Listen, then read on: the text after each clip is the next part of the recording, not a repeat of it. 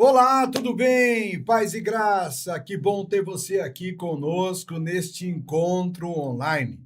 Na verdade, o Núntios Casts é aquela praça especial, é aquele banquinho onde você senta, é aquele momento onde você vai parar para a gente conversar e conhecer um pouco melhor sobre informação, conexão e transformação através do testemunho de pessoas, de vidas que foram impactadas de alguma maneira pelo aquilo que Deus produziu na vida delas, por aquilo que foi realizado. Núntios Casts é exatamente isso. Um lugar, um momento, um encontro onde eu e o entrevistado e você que está aí do outro lado, vamos sentar a 3, a 4, a 5, a quantos estiverem aqui, para aprendermos um pouco mais sobre aquilo que o nosso Deus pode fazer e sobre as experiências que a vida proporciona, nos preparando para fazer coisas extraordinárias. O Núntioscast tem uma filosofia principal. Nós ministramos e falamos sobre o êxito. O êxito que é o sucesso real das pessoas. Nós não vamos trazer aqui ilusões, ficções, pessoas que explodiram do dia para a noite, não. Nós estamos aqui para contar pessoas que tiveram êxito. Aquele homem simples que talvez, sendo um porteiro de prédio, conseguiu educar os filhos numa universidade. Essa é uma pessoa próspera, de verdade. Ele também pode ser aquele empresário bem-sucedido que ganhou milhões e abençoou sua família em muitas obras missionárias. Êxito não fala de dinheiro. Êxito não fala de valor monetário. Êxito fala de valor de caráter, valor de construção, validado pelo tempo. É isso que o Núntioscast se propõe. Trazer pessoas que tragam essa realidade para juntos, nessa mesa de conversa, crescermos e aprendermos. E eu quero te dizer que no ano de 2026 teremos duas séries diferentes. Núntioscast, os filhos da casa, e Núntioscasts, falando abertamente. No Núntioscasts, que é o episódio de hoje, os filhos da casa, nós trazemos líderes que estão caminhando debaixo da tutela da paternidade espiritual da Rede Mentoria Apostólica, essa a qual fazemos parte e presidimos. Homens e mulheres de Deus que estão sendo impartidos, capacitados e desgravitacionando sobre a vida deles o poder do Espírito Santo. E hoje, nesse episódio dos Filhos da Casa, da série de 2026, teremos aqui no Núntioscast ele, pastor Ernei Maciel. Ele é presidente da igreja Rafá, ali no Morro Doce, em São Paulo, Yahvé Rafá.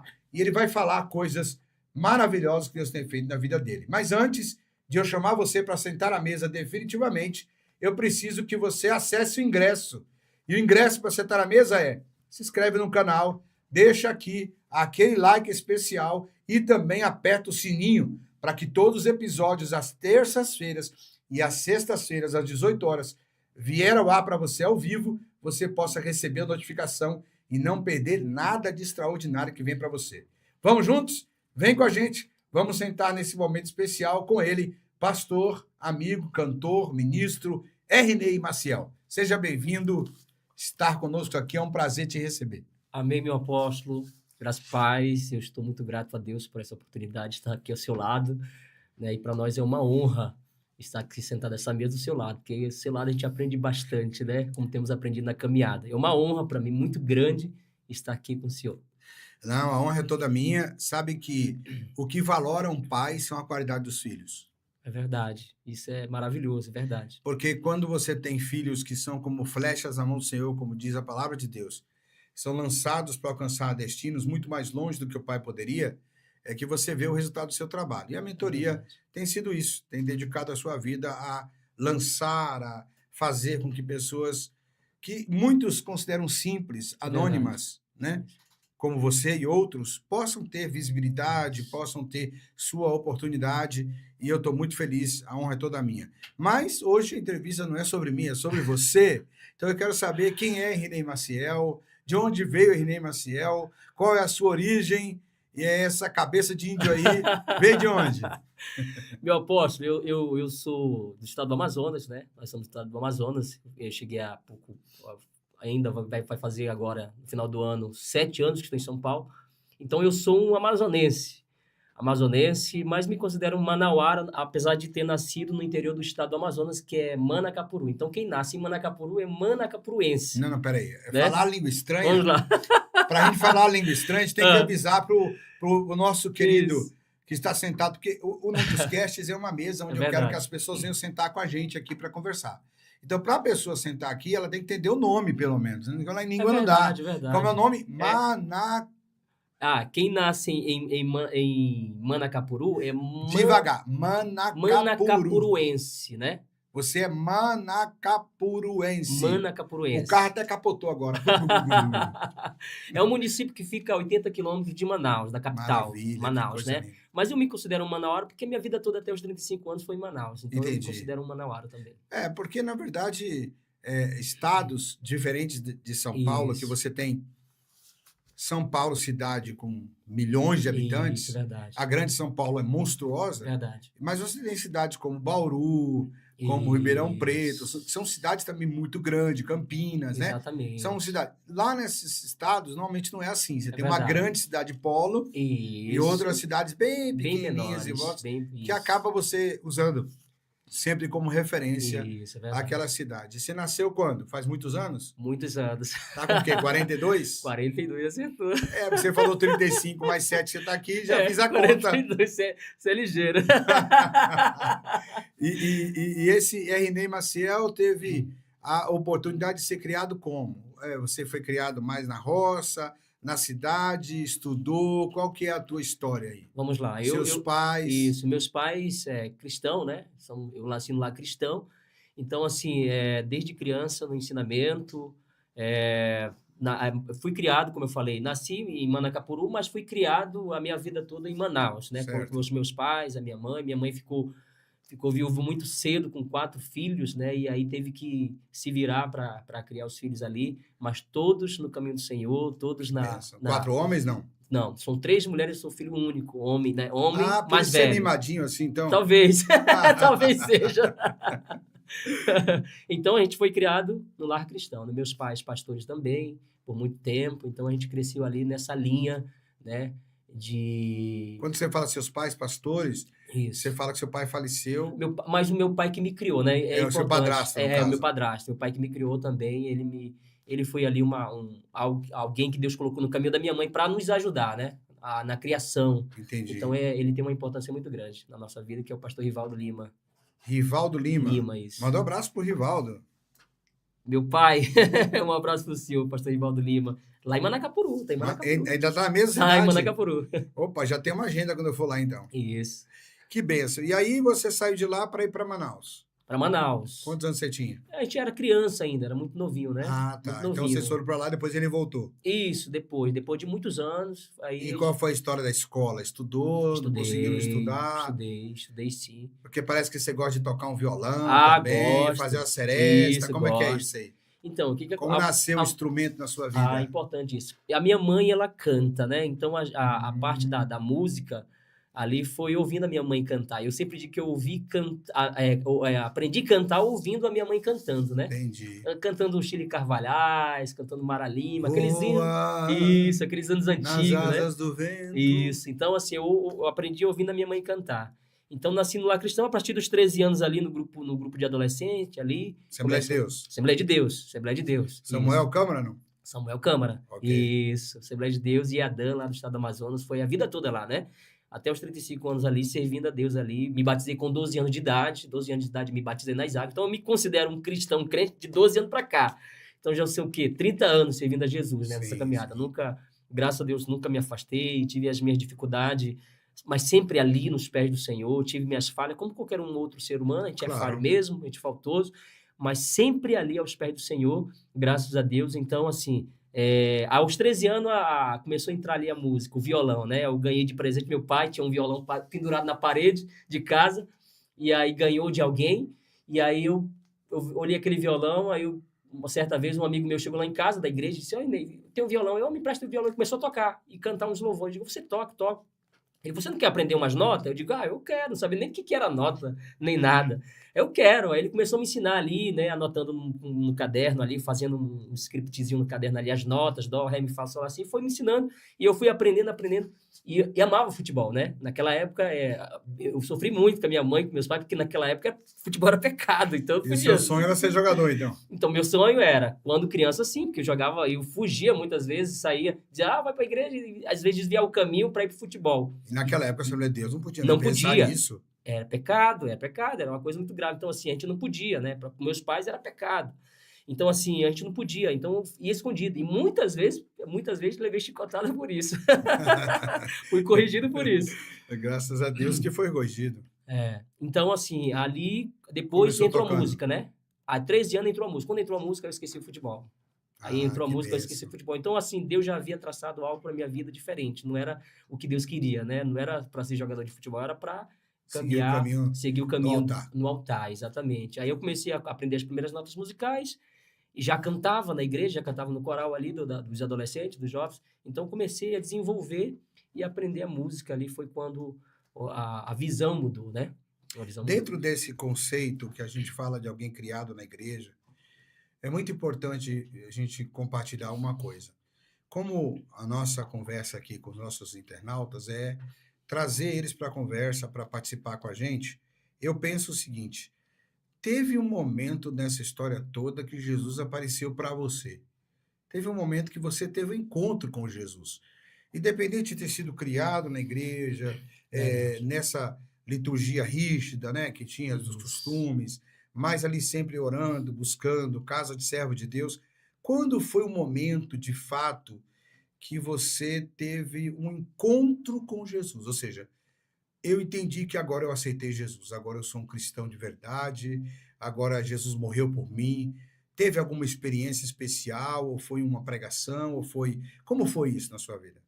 Ô, apóstolo, essa é uma pergunta bem importante, porque eu me lembro que com 14 anos ali, 14 anos de idade, ainda adolescente, eu tive uma experiência com Deus muito forte na minha vida. Foi quando eu fui batizado no Espírito Santo. Me lembro como se fosse hoje, numa igrejinha de madeira, simples, lá em Manaus, no bairro Monte das Oliveiras. Igreja simples de madeira. E eu me lembro que na época o meu pastor era o pastor Adeilson Salles. Era um jovem ainda na época, tinha voltado da Argentina, de uma conferência muito... Ele hoje está no interior de São Paulo, né? O pastor Adeilson Salles é o pastor presidente da Igreja Assembleia de Deus Madureira, né? No Amazonas. Amazonas, agora. Okay. Presidente.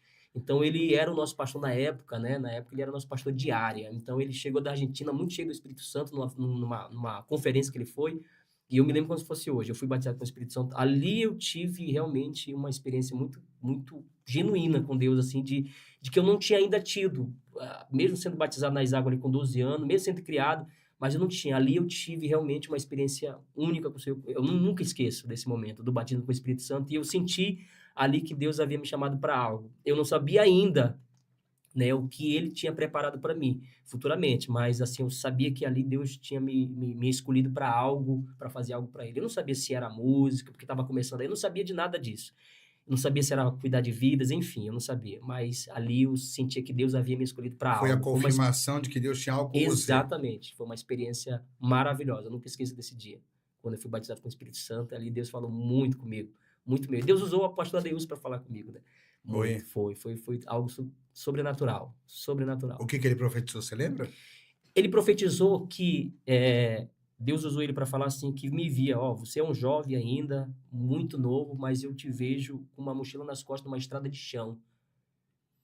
E Deus me mostra que grande é a obra que Deus tem contigo, uma obra missionária.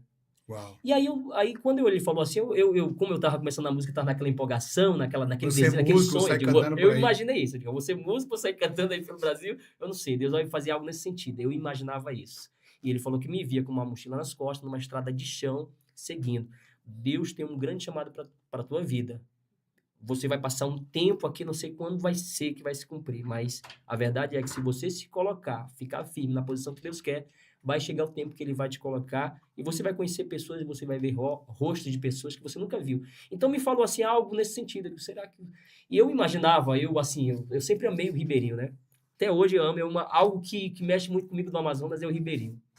Mexe muito. Então eu imaginava, o Senhor vai me levar para o Ribeirinho, fazer a obra dele em algum lugar, enfim, eu me imaginava nessa... Para Mas quem está com a nunca... gente que não sabe o que é o Ribeirinho, é as cidadezinhas, é as Isso, vilas que existem na beira dos rios. Né? Rio isso. Amazonas, um pedaço dos Solimões também é lá, Os né? Isso. Solimões, Então, exatamente. são rios muito caudolentos, que se transformam quase em mar, às vezes, e eles têm algumas comunidades na beira, que são, na verdade, índios que vivem dentro da mata, que acabam alguns sendo mais colonizados, vêm para a polpa da água ali, e aí acaba virando uma ponte de contato entre quem está no meio da mata, quem está ali, porque às vezes as pessoas pensam que Ribeirinho é só aquelas pessoas que vivem no Ribeirinho. Na verdade, o Ribeirinho é uma para-reflexo, porque Isso, o índio, que tem muito índio, eu já fiz trabalho nos ribeirinhos sim, missionário, então você tem muito índio no meio do mato, que ele não vem na cidade, mas exatamente. ele vem até o Ribeirinho, onde ele tem um irmão que foi colonizado. Isso. E aí ele pega o remédio, o alimento, ele volta para lá e aquele ribeirinho se alimenta de quem passa ali É como se fosse um asfalto. Isso. Na verdade, até falando essa parte dos índios aí, e a gente brinca aqui em São Paulo, onde a gente vai sempre brinca, o senhor brinca com a gente, enfim, em outros lugares, muitas pessoas brincam, o índio é lá de Manaus, o índio. Mas na realidade eu como fui criado na cidade de Manaus, eu nunca entrei numa, confesso para vocês que estão em casa, eu nunca nasci no Amazonas, sou ali do Amazonas, mas nunca entrei numa aldeia indígena. Eu tenho esse sonho ainda. Eu sei que um dia Deus vai realizar. Aí eu nunca entrei. Conheço os ribeirinhos, os meus avós, né, que já não estão entre nós, mas os meus avós, que eram também servos de Deus, eles eram, realmente, é por isso que a gente é também, porque tem o sangue, né? Sim. A geração. Mas, assim, eu nunca entrei. Eu tenho vontade ainda de conhecer uma aldeia indígena. O Amazonas tem muito, né? Eu falo muito para as pessoas o seguinte, nós podemos ser índios, mas não somos indígenas. Porque o indígena é o povo índio. É aquele que é do mato. Do mato mesmo. Mas somos índios porque somos descendentes. Eu já tive a oportunidade de ir a aldeias indígenas na Amazônia. Olha só. No interior da Bahia. E de caçar com índios. Já tive essa oportunidade. Minha família tem ascendência, mas o podcast não é sobre mim, é sobre você, né? Isso. Então, vamos voltar para cá. Vamos Senão, lá. Senão eu começo a contar histórias e acabo me emocionando. Mas me diz, quando foi a primeira experiência com o violão e o púlpito? Eu comecei ali... Essa eu tenho certeza que vai... Foi aquele dia que subiu tremendo, com medo. Sim. Lembra quem não cantou? Cadê o violão para cantar agora? Verdade, eu não tenho violão, mas eu lembro. Primeiro louvor que eu aprendi a tocar no violão, eu nem sei se eu acho que não tem no YouTube, não tem nada, é muito antigo. Ele dizia assim, vamos dar as mãos e juntos adorar ao grande Rei, Senhor, eterno Salvador. É muito antigo esse louvor, muito antigo. Foi o primeiro louvor que eu aprendi, assim, lembro como se fosse hoje. Foi o primeiro, mas as pernas tremendo, igual o Arabejo na correnteza. E aí, qual foi a primeira oportunidade na igreja que você teve? Vamos ver, tá tocando, vem aqui cantar um louvor e tal. Como foi? Meu dirigente na época, meu líder na época, falou, o irmão Ernei tá aprendendo a tocar aqui, é um garoto, é um jovem aí, é novo, tá aprendendo, vamos ver, vamos lá, Ernei, consegue tocar alguma coisa? Consegue cantar alguma coisa? Vamos lá, vamos tentar. E eu fui tentar cantar e cantei essa canção, né, em 3, 4 notinhas e ali, mais tremendo, mas ali deu certo, né, e ali foi o primeiro passo, não tem como esquecer. É um dia diferente, né? É um dia diferente, fica marcado, a gente não esquece, não tem como. Passando um pouquinho para frente, pulando aí, saindo um pouquinho do altar e da experiência com Deus, quando foi que apareceu a esposa hoje? Quando foi o primeiro encontro? Como foi isso? A gente era do grupo de jovens, né? Ela era do grupo de jovens e, assim, tudo na nossa vida, sempre falo, e começou muito cedo, né? Muito cedo. E ela era do grupo de jovens, só que estava um pouco afastada. Morava no outro bairro. E aí, de repente, eu soube, né? Chegou um recado. Naquela época não tinha internet, não tinha celular, não tinha WhatsApp. Tem que explicar, porque chegar o recado era amiga que falou para amiga que falou para amiga, né? Então, ela fez um bilhetezinho lá e falou que estava gostando de mim, mandou uma mensagem assim de amor, aquela coisa de adolescente, de jovem. Que botava a florzinha assim no papel. Isso, botava a florzinha, desenhava a florzinha e mandou para mim. Aí chegou para mim e ela era, naquela época, assim, eu tinha 15 anos, ela tinha 12, acho que é isso, mas ela tinha muito novinho, então era coisa de adolescente. Eu digo, não. Eu falei para ela, não, quando eu vi, eu até ri, né, zombei, e ela fala que eu cuspi para cima, aquela coisa toda, né, ela brinca comigo até hoje. Mas eu disse, não, ela é muito nova, tem 12 anos. Eu também sou novo, então não dei muito crédito ali naquele momento, né? Certo. E o tempo se passou. O tempo se passou, os anos se passaram, depois já encontrei ela depois de uns 2, 3 anos, já estava com 14 para 15 anos. Estava mais, né? Aí eu já estava com quase 17 anos. Aí foi quando realmente a Você gente olhou e falou, é ela. falou, aí é ela, a gente começou a namorar, foi tudo muito rápido. Pra quem Namoramos não pouco sabe, tempo. né? Você é casado com a Val, Quase Valdilene. isso, sou casado com a Valdilene. Tem quantos filhos? 18? Não, 4, só 4. Só 4. Quando eu falo 4, o povo já Já acha muito hoje, né? Porque hoje é muito. Hoje é muito. Mas Por isso que eu falei 18, tô zoando. São 4 filhos. É René Júnior, mais velho, né? 23 anos, casado. Sabe? Que é a sua cópia, né? Você fez sozinho. É René Júnior, né? Casado, 23 anos, aí vai fazer 24. Já me deu uma neta, né? Casado com a Vitorinha, que é minha nora. E aí o Erlan também, que é o outro de 21, vai fazer 21 agora. E aí tem a Lídia, que é a mocinha de 13, e a nossa caçulinha, que é a Manuela, Samia Manuela. Que é uma figura, agora. A Manuela é um brilho de gente, chama atenção, isso mesmo. sabe se posicionar. São 26 anos, né, de relacionamento, 26 anos casado, 26 anos que eu conheci ela, né? Glória a Deus. Então deu certo, né? E naquela época, daquela geração que casou na mesma época que eu, pouquíssimo sobreviveu, né? Pouquíssimo. Então, a gente é um dos remanescentes, eu posso dizer assim, que a gente venceu muitas barreiras.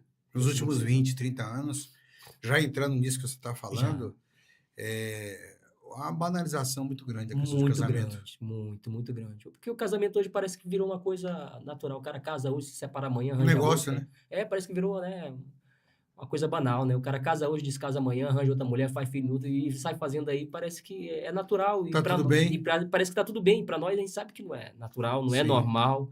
Né? Casamento é algo criado pelo próprio Deus, né? Então, a gente tem estabelecido, é um princípio, né, de Deus para o homem e para a mulher. Então, eu fico feliz quando eu olho para trás, quando eu olho para nossa história, eu me sinto um homem feliz. Realizado. Com êxito, com sucesso. Com êxito, com certeza, né? Maravilha. E quando foi a primeira pregação? Hoje você já é um pastor, prega em tudo que é lugar, canta em muitos lugares, televisão e tanta coisa. Tem muitos vídeos no YouTube. Se você quiser depois acompanhar aí, o @Renei_Maciel no YouTube, tem lá vídeo deles cantando, tem post, músicas próprias, tem cover, vai ser muito abençoado. Mas quando apareceu o pregador, quando foi aquele dia que pegou o microfone e disse, eu vou pregar? Na realidade, eu tinha um líder em Manaus, ele sempre falava para mim, Ney, tu já parou para pensar que não é só o que Deus quer contigo, não é só a música?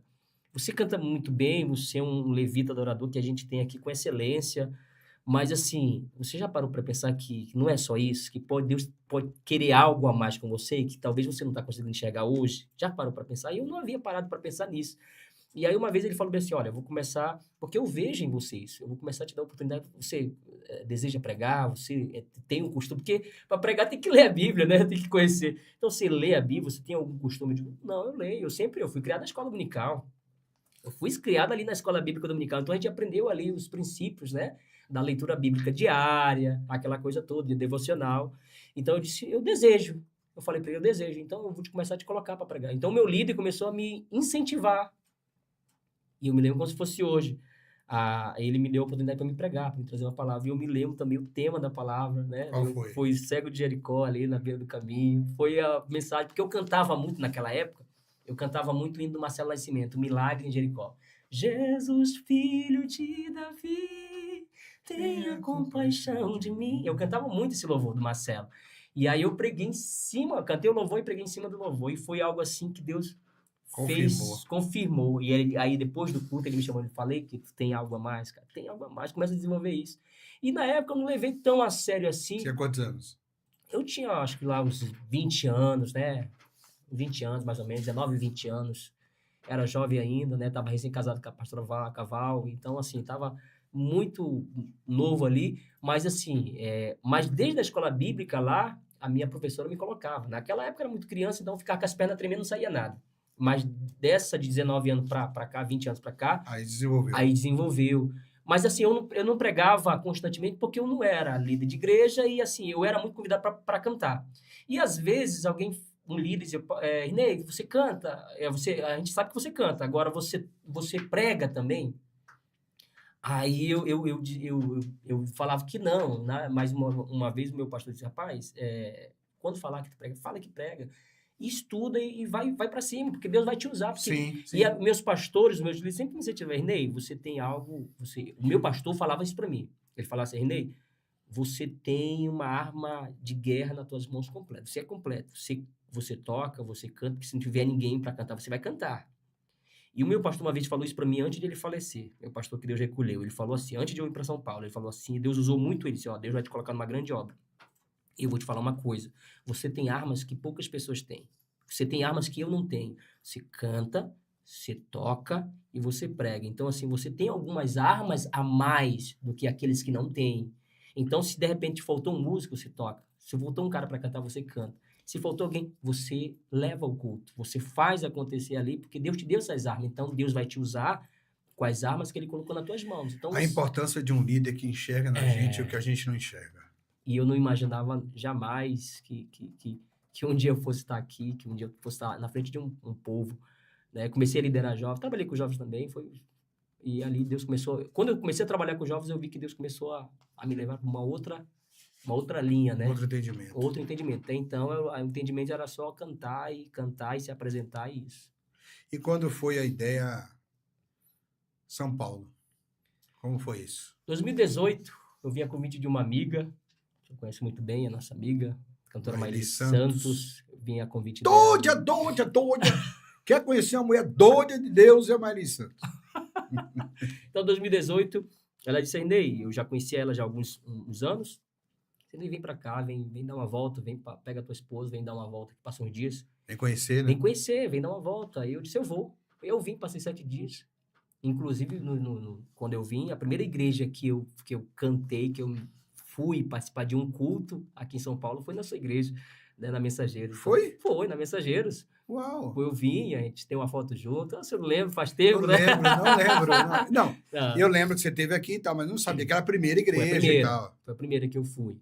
E quando eu cheguei, eu visitei a sua igreja e eu disse, Maíli, eu falei brincando para ela, um dia se Jesus me trouxer para essa cidade, eu não sei se isso vai acontecer, mas se Jesus me trouxer para essa cidade, eu quero congregar com o apóstolo Mário. Eu falei para ela brincando, rindo, né, brincando. E aí passou-se um tempo, voltamos para Manaus, 2019. Aí 2019 foi quando realmente eu disse, eu comecei com a esposa, vamos passar 30 dias em São Paulo. Passamos 30 dias em São Paulo com a família, né? Trouxe a família, os filhos, gostaram muito e voltamos para Manaus. Mas ninguém queria vir, até então ninguém queria vir para São Paulo. Foi quando, 2019, ali no início do ano, no mês de março, Deus recolheu o meu pastor, que cuidou da minha vida a vida toda, né? Mais de 20 anos cuidando da minha vida. Deus recolheu ele. Quando Deus recolheu ele, eu já vinha orando a Deus, né? Um tempo, né? E teve um confronto na época que eu fui procurar ele me convida a ida, eu fui procurar ele, pastor, eu falando para ele, sentindo meu coração, eu acho que aqui já... o meu tempo aqui, a minha vida toda foi aqui, eu acho que eu preciso agora caminhar com as próprias pernas, preciso ir para um lugar que Deus vai me mostrar, né? E já está no meu coração. Aí eu comecei a falei a história de São Paulo, e ele falou, Ney, ora mais um pouquinho, espera mais um pouco. Se for, vai acontecer. Se não for, meu irmão, tu vai ficar aqui. E aí, tinha projetos para minha vida, para me usar na obra lá em Manaus, e aí aprove o Senhor recolher no mês de março, e quando recolheu, eu disse, não, é agora ninguém me segura. Agora a prova que a gente precisava era isso, Deus. E aí, Deus, no final... Eu vim para cá primeiro, né? No final de 2019. Cheguei aqui em São Paulo dia 10 de dezembro de 2019. E aí... Pouquinho antes da pandemia. Pouquinho antes da pandemia. Minha esposa, meus filhos ficaram lá. E aí teve toda aquela pandemia, aquela guerra que teve toda, né? De mortes lá em Manaus. A minha esposa quase morreu também com Covid. Perdeu muitos quilos, ficou magrinha. E Deus... Eu vim para cá, cheguei aqui, graças a Deus, fiquei na casa da Maíli lá, fiquei uma semana, depois Deus providenciou algo para nós, passamos a morar aqui e a trabalhar, e Deus abriu porta, depois trouxe a minha família e a história vai embora. Entendi. E quando você veio para cá, você imaginava que ia fazer o que aqui de fato? Era uma obra igreja, era trabalho secular, era despontar na música? O que você pensou? Apóstolo, muito interessante essa pergunta, importante, porque eu vim com o meu coração, não foi para ter um ministério próprio, alguma coisa assim desse tipo, porque a minha vida toda foi servindo, né, apóstolo? A minha vida toda foi servindo, então eu carrego uma frase comigo, que digo sempre assim, onde eu vou eu falo sempre assim, se eu não vivo para servir, eu não sirvo para viver. Então, a minha vida toda foi servindo a Deus. Então, eu nunca me vi nem como pastor, quanto mais presidente de igreja, ou quanto mais líder de uma igreja, cuidando de vidas. Eu nunca me vi. Nunca foi um sonho. Porque tem pessoas que pensam, eu tenho um sonho. Tem esse desejo, né? Tem esse desejo. Eu vou orar, eu vou pedir, eu vou me esforçar, eu quero ser um pastor. Eu nunca tive esse desejo. A minha finalidade quando eu vim para cá, eu falei para minha esposa, já tinha combinado tudo, até com a Maili também, a gente tinha uns projetos muito bons. Pessoal, a gente vai chegar, a gente vai montar uma banda, vou gravar os nossos vídeos, Maili, eu vou te ajudar e você me ajuda. E a gente vai formar uma banda. Se precisar trazer algum músico daqui de Manaus, depois que a gente se estruturar, a gente traz e monta uma banda e nós vamos cantar nas igrejas, nos eventos, e nós vamos fazer a obra de Deus nesse sentido. Então, o desejo do coração realmente era seguir uma carreira musical, não era liderar a igreja. Entendi. Vamos dar uma pausa rápida aqui para você. Eu quero te falar um pouquinho sobre esse produto maravilhoso, o Amei. Olha, tem reparador de cabelo, reparador de fios, muita coisa. É um dos patrocinadores do Nutiuscast e também da Cronos Seguros. Você vai ver aqui na tela, aqui embaixo, o link da Cronos Seguros para você conhecer. Não esquecendo daquilo que eu disse para você, você está no Nutiuscast. É verdade. E hoje no episódio número 1 dos Filhos da Casa. Ele está aqui comigo, o pastor René Maciel. Você já ouviu várias histórias, adolescente, lá em Manaus, aprendendo na igreja, vivendo ali a experiência do casamento. Veio para São Paulo em 2019, pegou pré-pandemia, ficou na pandemia, a família longe, sonhando aqui montar uma banda e fazer muitas coisas. Tivemos um break rápido para você conhecer os nossos patrocinadores. Diferente de alguns lugares, eu trabalho com o patrocínio das pessoas que ajudam esse projeto, Nutiuscasts e outros que vêm a estarem crescendo. Temos a Amei, empresa de cosméticos, temos a Multiflex Cadeiras, que é uma das maiores empresas de cadeiras para igrejas do Brasil, e também a Cronos Seguros. São os 3 primeiros patrocinadores que aceitaram compartilhar conosco desses projetos e estar conosco nos apoiando.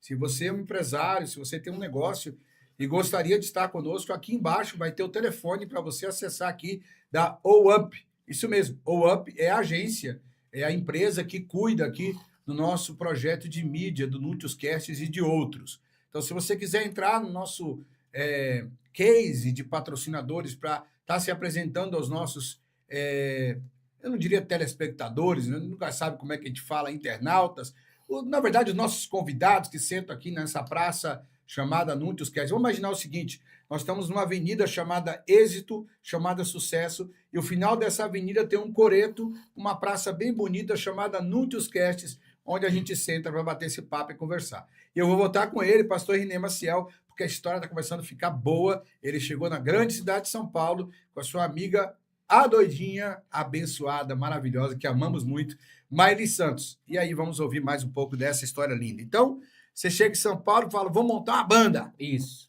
Vamos montar uma banda. E ela canta muito. Canta muito, muito, muito. Talento nato, né? Mas ele é benção. E aí, quando chegou aqui, vamos montar uma banda e as coisas aqui realmente mudaram de rumo, né? Tomaram rumos diferentes. Então, a Bíblia fala que o homem faz plano, né, apóstolo? Mas a resposta certa vem do Senhor. Então, eu tinha planos, né, e projetos, mas Deus tinha outros planos para minha vida e para minha família. Aí você acabou não indo para a música, foi trabalhar aqui em São Paulo, como todo mundo aqui trabalha muito, e apareceu uma igreja para você cuidar. Isso, apareceu a igreja para nós cuidar. Nós estamos ali na região do Morro Doce, né? Já Zona Oeste de São Paulo? Zona Oeste, né? Pertinho da Anguera, né? Pertinho da Anguera, isso. Pertinho da Anguera, ali na margem da Anguera. E começamos a trabalhar ali com o povo, com a igreja, né? Até então, como eu falei, a nossa visão, né, não era de maneira nenhuma pastorear, pelo contrário, eu comecei ali cuidando dos jovens e a nossa visão era cuidar dos jovens e fazer um trabalho com jovens, como fiz em Manaus. Sim. E fazer a obra de Deus nesse sentido, né? E aí depois as coisas começaram a mudar, né? E depois nós começamos ali a liderar a igreja do Morro Doce, né? Naquela época a pandemia ia fechar as igrejas e nós ficamos ali com os irmãos, né? E Deus nos colocou ali e nós estamos ali caminhando para 4, 5 anos. Era a igreja do apóstolo Simário Reis? Do Simário Reis, exatamente. Isso. Ficamos lá. Povo Livre em Cristo, é isso? Povo Livre em Cristo, isso. Ficamos lá, né, um tempo. E também foi um momento ali de Deus para a nossa vida. Mas tudo ali foi algo de Deus, porque a gente morava em Pirituba, né? E fomos para lá para cuidar da obra. E estamos lá até hoje. E foi nesse processo que você trouxe a Val, né? Nesse processo, foi nesse Aí processo que trouxe eu a Val, trouxe os meninos, foi... trouxemos os meninos, as crianças, e foi bênção. Você Foi fala nesse criança, mas é processo. 25, 21, tudo já tem Isso. Na época um pouquinho mais novo, mas agora estão tudo, o mais velho já está casado, né? Uma benção. Entendi.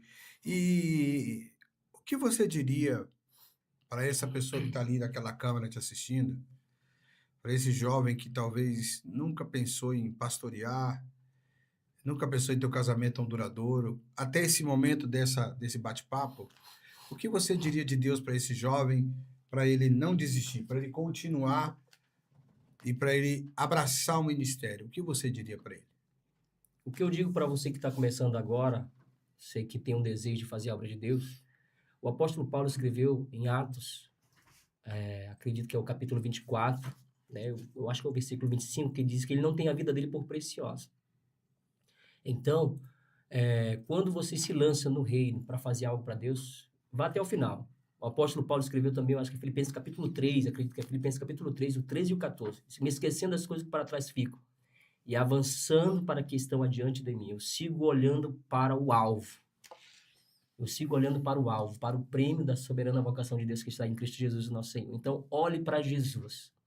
Não olhe nem para a direita nem para a esquerda. Não desvie o teu olhar dele, olhe para ele. Se ele te chamou, se ele te prometeu algo, ele é fiel para cumprir, né? Ora aquele, está escrito, Efésios capítulo 3, versículo 20, ora aquele que é, não que era, não que foi, não que será, não. Está no verbo presente, é poderoso. Se conhece alguém poderoso?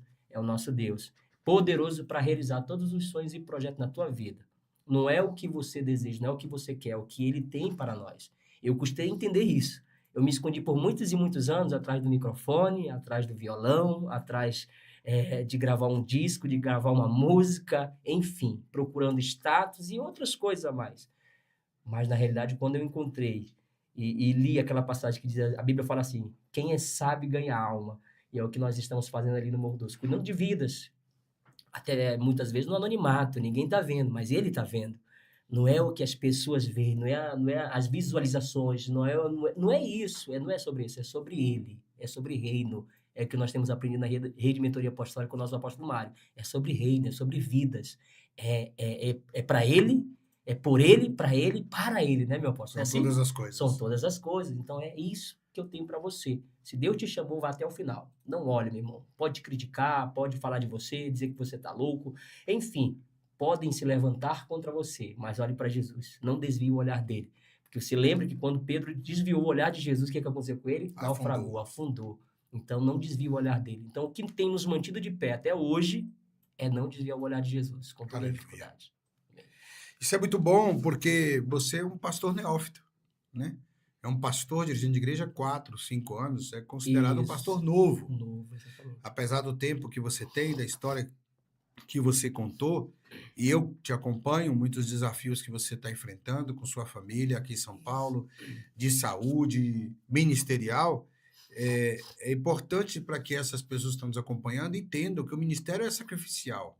Alcançar o êxito na obra de Deus não é fácil, mas a gente não pode desistir. Isso. E o sonho de gravar e cantar se concretizou de certa forma. Se concretizou. Você tem vários vídeos, convida a galera para acompanhar no canal, para ir entrar no seu vídeo. Como é o nome do canal? É Renê Maciel do YouTube? No YouTube é Renê, é isso mesmo. E no Instagram também? No YouTube é Maciel só. Só Maciel? Só Maciel, isso. Vai e lá você faz os covers. Você quer trazer o violão, fazer umas músicas pra gente? A gente vai trazer um dia, uma outra hora. Você lembra que a gente uma vez ficamos horas ali onde você morava com o violão te cantando, né? Isso, é verdade. Eu falei, meu Deus, eu achei alguém que tem coragem de cantar comigo, porque isso é um milagre. Que essa geração de hoje não conhece muito, né? Os louvores antigos, né? Essa geração de hoje dificilmente consegue tocar uns louvores antigos, né? São muitas notas, muitas... Exatamente. Então, hoje a gente... Eu gravei Preciosas Memórias, canções que marcaram época, gerações em Manaus, muito. Gravei na época do CD, né? Gravei bastante. Então, eu continuo gravando os meus covers.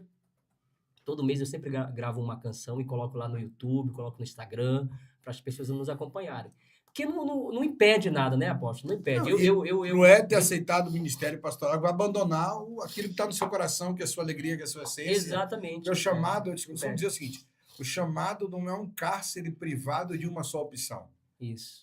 O chamado é um galho enxertado na videira que vai gerar vários outros galhos e ramos e vai dar fruto. Isso, é verdade. E vários frutos. Verdade. E frutos que permanecem para sempre. Isso, é verdade. Então, você é um cara multitalentoso, cheio do Espírito Santo, tem uma família abençoada, tem uma igreja em processo de crescimento, de maturação. Então, você tem que continuar fazendo aquilo que Deus chamou para você fazer. Verdade. Não é obrigado a ser só uma coisa, outra coisa. O Espírito Santo, ele trabalha na multiforme graça da manifestação de Deus. É verdade. Eu sempre gosto de exaltar nas pessoas a capacidade que elas têm de superar a si mesmas. Olha só. Porque o que eu vejo hoje em você, e dou testemunho aqui de público, você, a Val, vocês estão superando a si mesmo. Isso. Hoje mesmo você está aqui gripado, passando, mas marcou, veio, está aqui vencendo. Nem liguei o ar-condicionado para não te matar. É verdade. Mas você está aqui lutando, falando, compartilhando, mostrando aquilo que está no seu coração. Qual é o endereço lá da igreja? O endereço da nossa igreja é ali na rua Oswaldo de Souza Pinto, 220, ali no Parque Anhanguera, no Morro Doce. Rua Oswaldo de Souza Pinto, 220, Parque Anhanguera, Morro Doce. Então, você que mora na região aí, é o nosso convidado. Nós temos culto ali às quarta, sexta, às 20 horas, quarta e sexta às 20 horas, e aos domingos, a noite profética da família, às 18 horas, né? Amém. Igreja Yahvé Rafa, o Senhor que te sara. Ou seja, está convidado. Me fala uma coisa, pastora Renê Maciel, agora falando assim, já que chegamos na história nesse momento do pastorado. Isso. O que você está vendo da igreja cristã em São Paulo, diferente da igreja cristã de Manaus? Apóstolo, outra cultura, é diferente, né? São Paulo, a gente teve que entrar numa adaptação. Na realidade, quando você chega numa cidade ou em um local que não é a sua terra, você não está na sua terra, então você tem que se adaptar. Eu tive que me adaptar a muitas coisas, né? Primeiro, a cultura diferente, né? A questão das igrejas, da forma como é diferente de Manaus. Então, eu digo, eu tenho que chegar aqui, eu não posso chegar impondo nada. Eu tenho que chegar e me adaptar onde Deus vai me colocar, né? Eu não posso. Então, eu tive que fazer algumas adaptações, mas eu vejo, assim, que São Paulo, pelo fato de ser uma metrópole, uma das maiores do mundo, né, a gente vê que não é fácil, né? É difícil, mas, assim, eu vejo, assim, eu tenho aprendido muito. Muito mesmo. Hoje já consigo compreender perfeitamente a visão da igreja. Me dá uma característica que você pensou assim, Manaus, eu nunca vou abrir mão disso. Eu acho isso maravilhoso. E você chegou em São Paulo e entendeu que existe uma outra característica também, outra coisa, porque as pessoas gostam de evidenciar o que é ruim. Né? Isso. Então não dá para, por exemplo, eu aceitei Jesus no interior da Bahia. Nós orávamos 1h30, 2 horas antes do culto de joelho. Isso, né? Isso. Não dá para mim dizer que São Paulo vai ser assim, até porque para a pessoa chegar na igreja... É difícil. Já acabou o horário que seria de oração. Isso. Mas tem alguma coisa da igreja de Manaus que você disse, isso era maravilhoso, eu pensei que eu nunca abri mão, e em São Paulo eu conheci outra coisa também maravilhosa que eu nunca vou abrir mão. 2 virtudes. Uhum. Muito importante a questão que o senhor falou aí, assim, a gente... Tem algumas adaptações, algumas coisas que eu achava assim, poxa, isso daqui em Manaus, como o senhor falou aí de orar de joelhos e tirar um tempo ali. A gente sabe que a vida em São Paulo é muito corrida. E eu sempre falo que a vida aqui em São Paulo ela é mais corrida do que em qualquer outro lugar do Brasil. Pelo fato de ser essa metrópole, essa correria. Então não é fácil os irmãos chegarem na igreja, às vezes chegam enfadados e cansados. Ainda mais ali na região onde nós estamos, que é uma região meio que já ali periférica e saindo de São Paulo, né? Então é uma região mais difícil dos irmãos que trabalham para fora aqui em São Paulo mesmo. Então, assim, para chegar lá, chego às vezes atrasado no culto. Então há uma questão de horário, que lá em Manaus não. Lá em Manaus a gente vai ter culto tal horário, tal dia, os irmãos estavam lá em peso. Não tinha dificuldade. Não havia. Essa talvez seja uma virtude que você viu em Manaus, você achou que nunca ia ser lugar eu achava que não ia.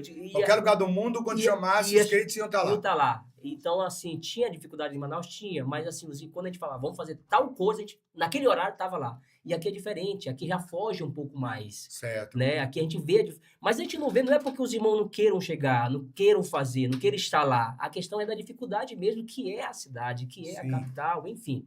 Né? Eu tenho certeza que essa é uma das coisas que eu achava que ia ser. E às vezes eu falo, alguns manauara que estão chegando agora, alguns amigos, né, que estão vindo de Manaus e estão com a gente aqui já, recentemente, né, o meu cunhado, Mário, você sabe, com a esposa, ele disse, olha, aqui é São Paulo, aqui é diferente, a cultura é outra, a visão é diferente, irmão, não adianta a gente querer implantar algo de Manaus, que a gente não vai mudar a mentalidade, não vai mudar. Mas me diz uma coisa na igreja de São Paulo que não tinha na igreja de Manaus, ou que tinha, que aqui também você acha sensacional. Lá, por exemplo, você já falou que era essa presença. Isso, a presença do povo. Aqui, o que você vê na igreja que é diferente de Manaus? Ou seja, uma virtude que a igreja tem em São Paulo que não tenha lá.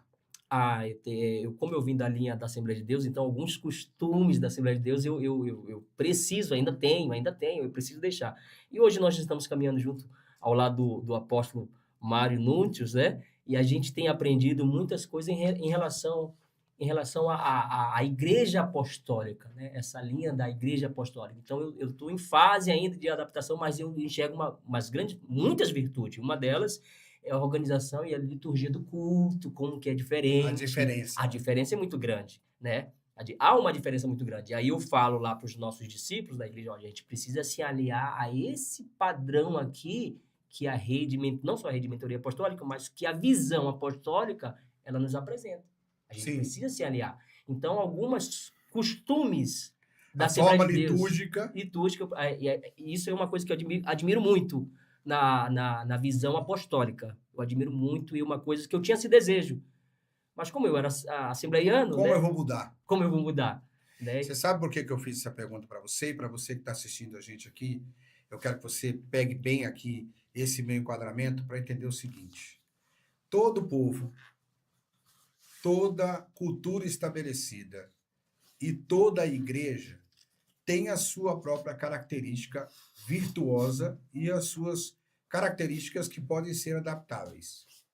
Mas para cada tempo, para cada estação e para cada lugar, Deus tem um mover. Então, a visão apostólica, que é uma visão de restauração dos fundamentos, ela traz um reenquadramento do culto que, de certa forma, tira o homem do centro do culto e coloca Deus no centro. Então, você que está assistindo a gente aqui, sentado no Coreto, no Newscast, nessa praça do final da Avenida Êxito, não se esqueça. Você tem que se adaptar a isso, tem que viver isso, e é o que Deus tem para a sua vida, como tem na vida do pastor René Maciel, dos seus filhos, da sua esposa, da igreja Ave Rafá, que está fazendo sucesso, um ministério abençoado, crescendo e prosperando. Mas para isso precisa entender, se adaptar, precisa flutuar em águas diferentes. Nem todo rio é caudulento, nem todo rio é água escura, e nem toda possibilidade é só aquele lugar.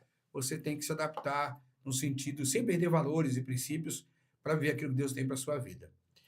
Pastor René, eu estou caminhando já para o final, nosso primeiro episódio juntos, vamos ter outros, se Deus quiser. Quem sabe aqui com a René Júnior, com o violão, para a gente fazer uma bagunça aqui, um som e tal. Muito bom.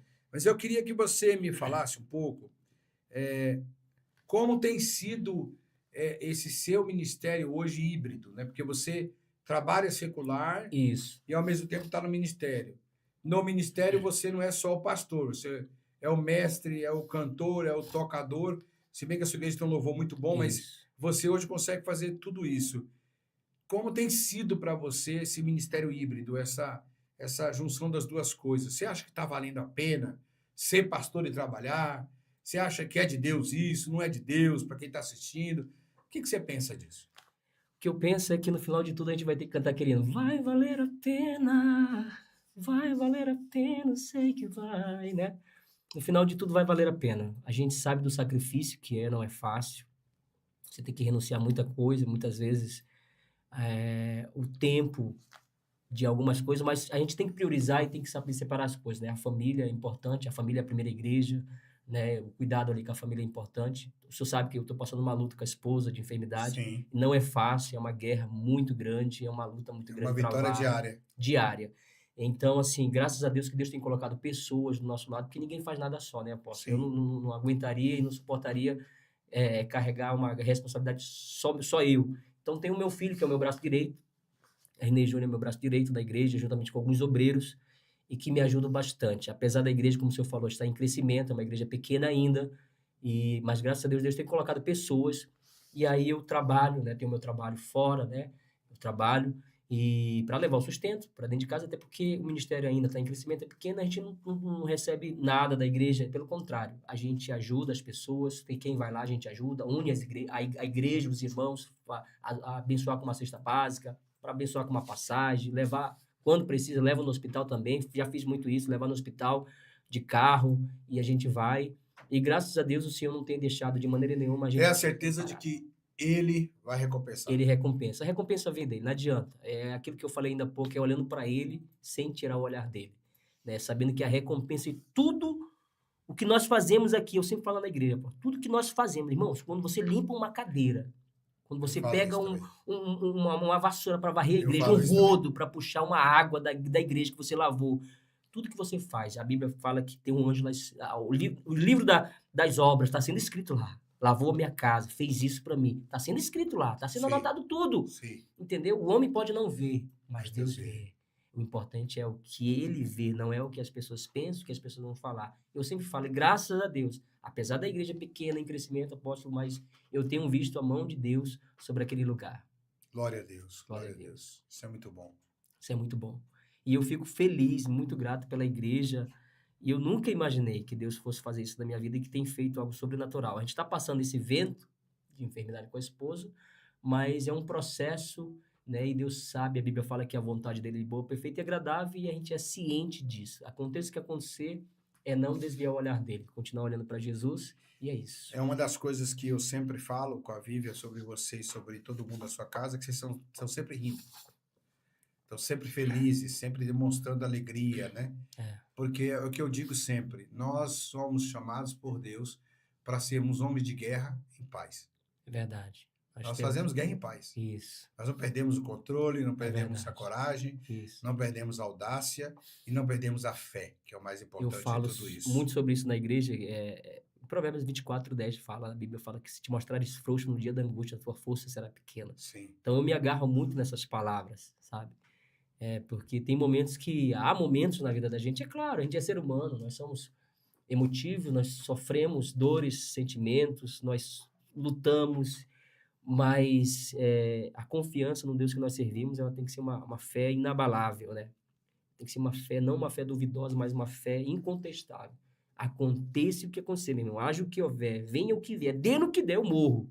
Mas a minha fé, ela tem que ser uma fé inabalável no Deus que eu sirvo, aleluia. né? Isso é importante.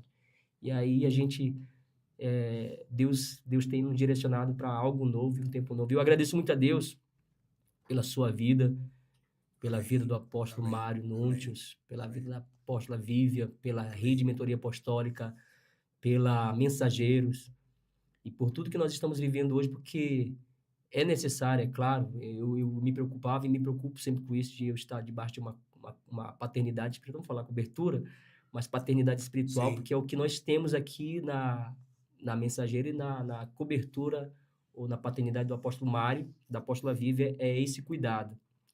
E eu fico feliz por esse cuidado que o senhor tem comigo, pela minha família, pela preocupação, pelo amor e pelo carinho. mesmo quando você não queria. Mesmo quando não queria.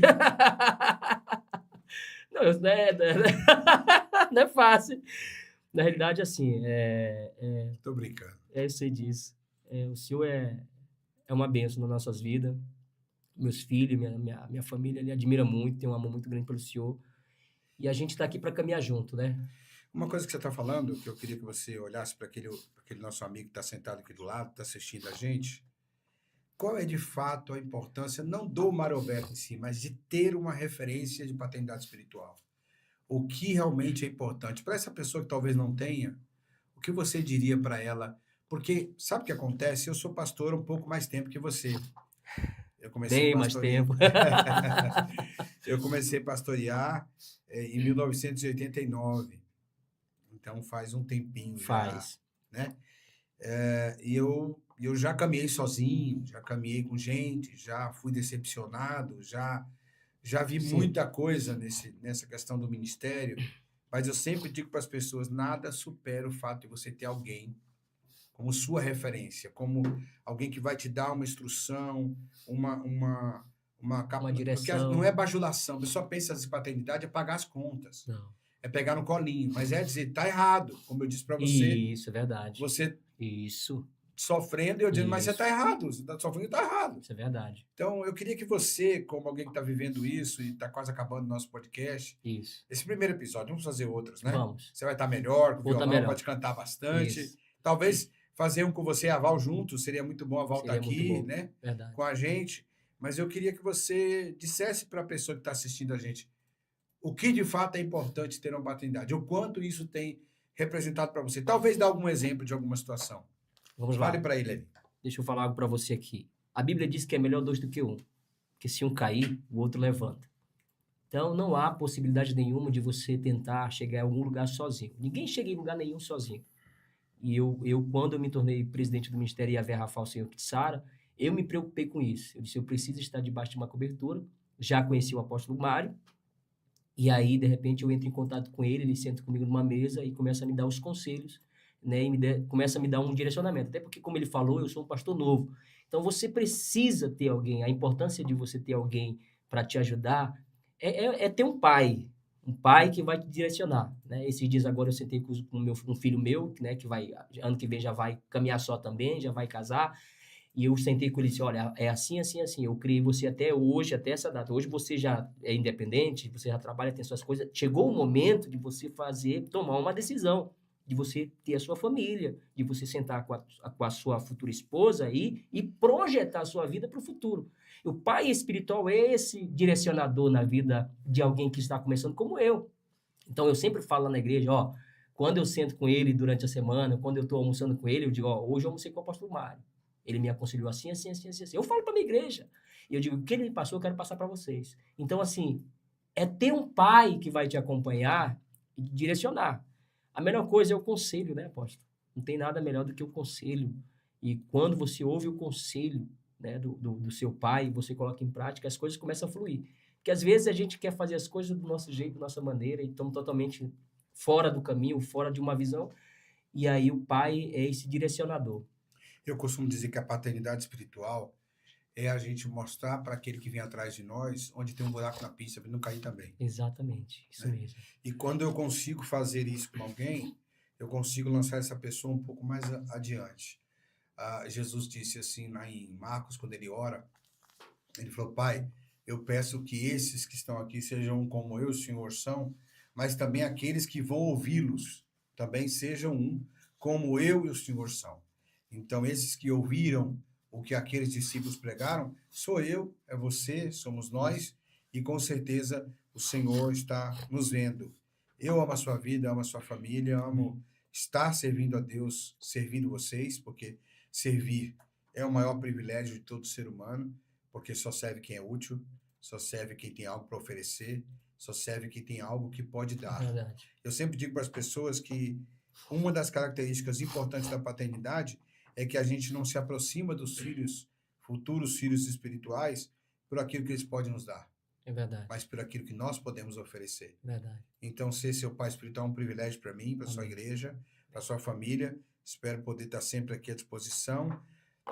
Chegamos ao final desse bate-papo, dessa conversa. Você que está assistindo a gente, não se esquece de se inscrever no canal, acionar o sininho. Mas antes de ir embora, não saia sem uma palavra poderosa que Deus vai colocar no coração desse homem para entregar para você.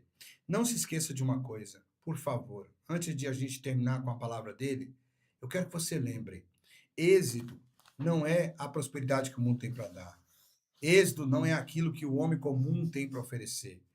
Êxito não é estar milionário hoje e pobre amanhã. Não. Êxito é ter o sucesso em toda a sua caminhada. É cair e levantar. E quando cair, tem alguém para levantar. Tem alguém para pegar na mão. Êxito é ter a capacidade de dizer, eu preciso aprender, eu preciso crescer, eu preciso desenvolver. Núntios Casts é um lugar de pessoas que têm êxito, que têm história, que têm legado, que pode edificar a sua vida. Então eu fico por aqui como apresentador desse programa, diferente de algum lugar que você está acostumado, não será a minha última palavra. A última palavra sempre será do nosso entrevistado, que tem algo de Deus para o seu coração. Até a próxima sexta-feira, às 18 horas, no episódio do Newscast. Mas agora você não vai embora, porque ele tem algo de Deus para entregar para você. Deixa eu deixar uma palavra de Deus no teu coração. A Bíblia diz que há caminhos que para o homem parece ser perfeito, mas o final desse caminho é caminho de morte. Você que está do outro lado, você que está sofrendo, passando alguma luta, seja espiritual, financeira, familiar, seja no teu relacionamento, seja qual for a área da tua vida, você que talvez tenha lutado para se libertar de algo que tem te oprimido, que tem te levado a tua vida ao fracasso, a vida da tua família, tem colocado em risco, eu quero dizer que o nosso Deus, Deus poderoso, Deus que pode mudar a história, né? Ainda há pouco falei aqui sobre o versículo 3, capítulo 3, versículo 20 de Efésios, que diz: ora, aquele que é poderoso para fazer infinitamente mais. Deus pode fazer aquilo que o homem não pode fazer. Deus pode mudar a tua história. Aquilo que o homem não pode fazer, Deus faz. Onde o homem não pode entrar, Deus entra.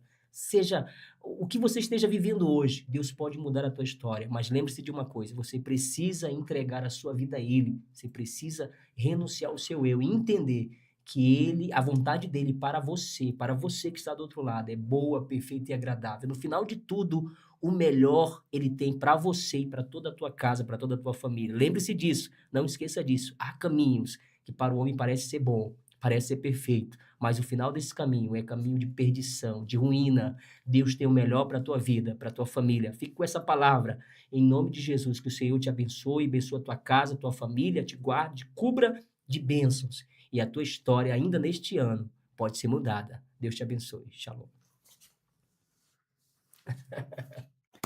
Obrigado, meu apóstolo. Tamo junto.